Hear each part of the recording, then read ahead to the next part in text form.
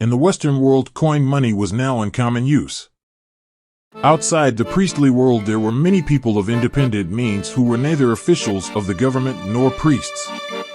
People traveled about more freely than they had ever done before, and there were high roads and inns for them. Compared with the past, with the time before 500 BC, life had become much more loose.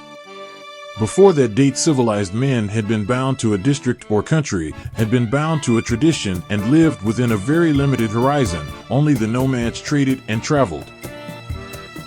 But neither the Roman peace nor the peace of the Han dynasty meant a uniform civilization over the large areas they controlled. There were very great local differences and great contrasts and inequalities of culture between one district and another. The Roman garrisons and colonies were dotted here and there over this great space, worshipping Roman gods and speaking the Latin language. But where there had been towns and cities before the coming of the Romans, they went on, subordinated indeed, but managing their own affairs, and, for a time at least, worshipping their own gods in their own fashion. Over Greece, Asia Minor, Egypt, and the Hellenized East generally, the Latin language never prevailed. Greek ruled there invincibly. Saul of Tarsus, who became the Apostle Paul, was a Jew and a Roman citizen. Even at the court of the Parthian dynasty, which had overthrown the Greek Seleucids in Persia, and was quite outside the Roman imperial boundaries, Greek was the fashionable language. In some parts of Spain and in North Africa, the Carthaginian language also held on for a long time in spite of the destruction of Carthage.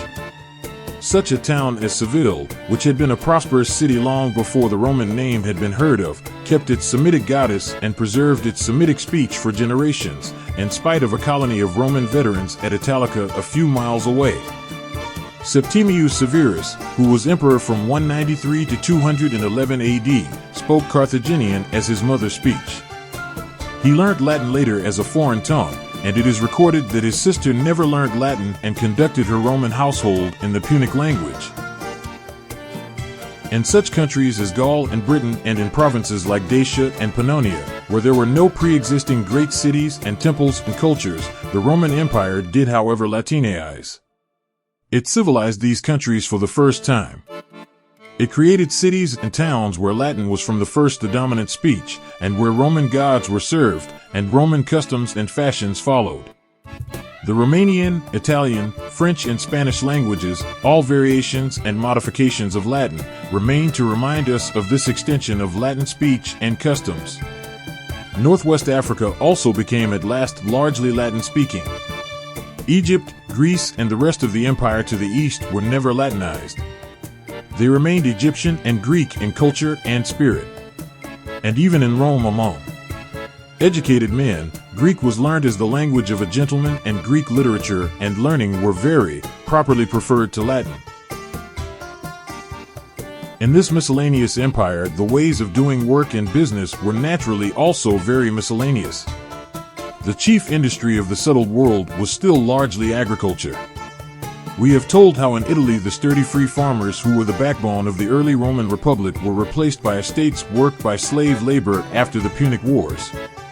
The Greek world had had very various methods of cultivation, from the Arcadian plan, wherein every free citizen toiled with his own hands, to Sparta, wherein it was a dishonor to work and where agricultural work was done by a special slave class, the Helots. But that was ancient history now, and over most of the Hellenized world the estate system and slave gangs had spread. The agricultural slaves were captives who spoke many different languages so that they could not understand each other, or they were born slaves. They had no solidarity to resist oppression, no tradition of rights, no knowledge, for they could not read nor write. Although they came to form a majority of the country population, they never made a successful insurrection. The insurrection of Spartacus in the 1st century BC was an insurrection of the special slaves who were trained for the gladiatorial combats.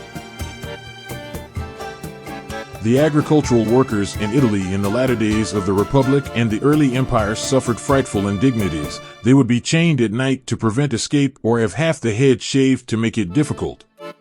They had no wives of their own. They could be outraged, mutilated, and killed by their masters.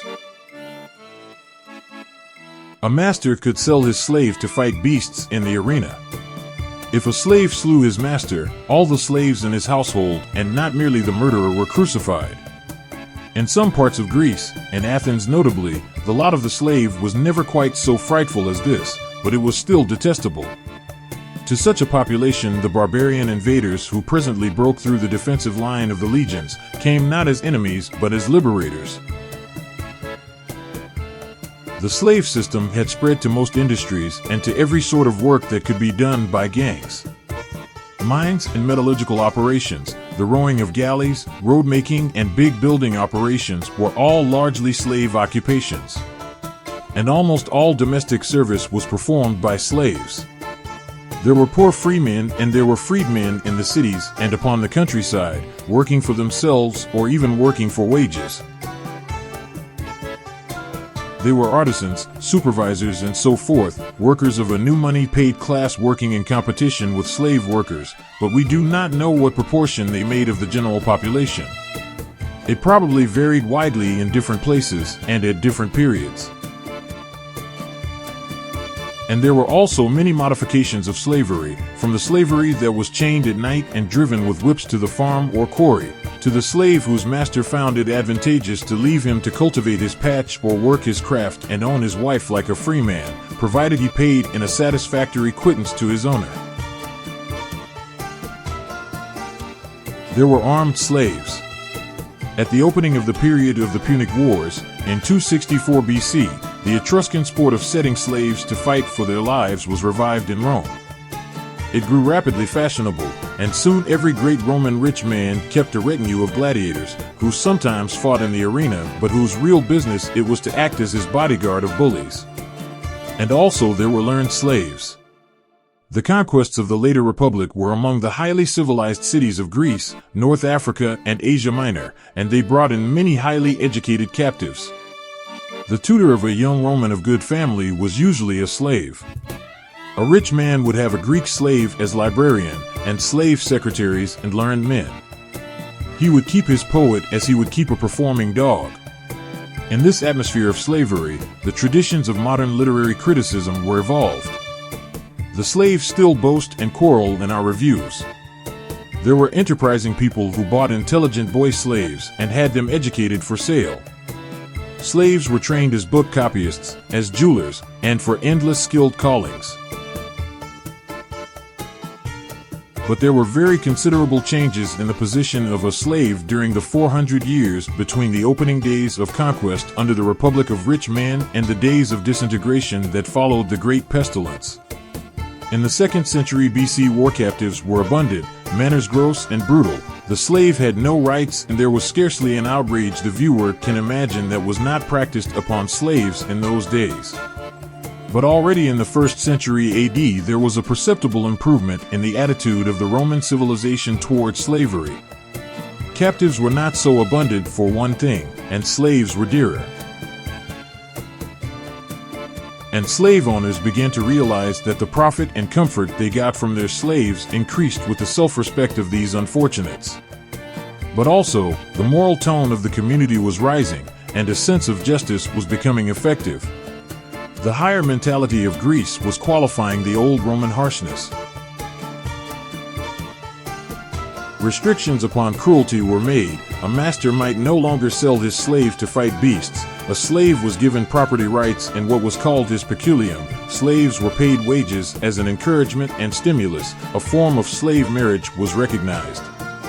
Very many forms of agriculture do not lend themselves to gang working or require gang workers only at certain seasons. In regions where such conditions prevailed, the slave presently became a serf, paying his owner part of his produce or working for him at certain seasons. When we begin to realize how essentially this great Latin and Greek-speaking Roman Empire of the first 2 centuries AD was a slave state and how small was the minority who had any pride or freedom in their lives, we lay our hands on the clues to its decay and collapse. There was little of what we should call family life, few homes of temperate living and active thought and study. Schools and colleges were few and far between. The free will and the free mind were nowhere to be found. The great roads, the ruins of splendid buildings, the tradition of law and power it left for the astonishment of succeeding generations must not conceal from us that all its outer splendor was built upon thwarted wills, stifled intelligence, and crippled and perverted desires. And even the minority who lorded it over that wide realm of subjugation and of restraint and forced labor were uneasy and unhappy in their souls. Art and literature, science and philosophy, which are the fruits of free and happy minds, waned in that atmosphere.